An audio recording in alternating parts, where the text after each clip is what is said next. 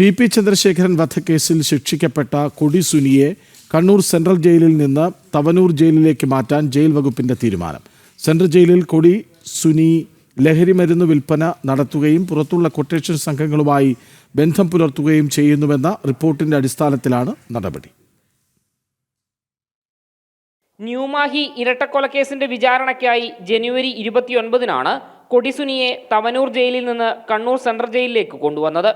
എന്നാൽ വിചാരണ തടവുകാരനായി കണ്ണൂരിലെത്തിയ സുനി ജയിലിനുള്ളിൽ ലഹരിമരുന്ന് കച്ചവടം ഉൾപ്പെടെയുള്ള നിയമവിരുദ്ധ പ്രവർത്തനങ്ങൾക്ക് നേതൃത്വം നൽകുന്നുവെന്നാണ് കണ്ടെത്തൽ.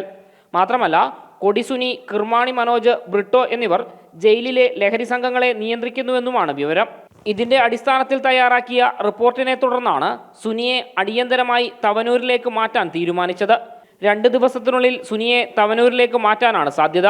ന്യൂമാഹി ഇരട്ടക്കൊലക്കേസിന്റെ വിചാരണ ഓൺലൈനായി നടത്തുന്നതിനാൽ കൊടിസുനിയെ ജയിൽ മാറ്റുന്നത് കേസ് നടത്തിപ്പിനെ ബാധിക്കില്ലെന്നാണ് ജയിൽ അധികൃതർ പറയുന്നത്.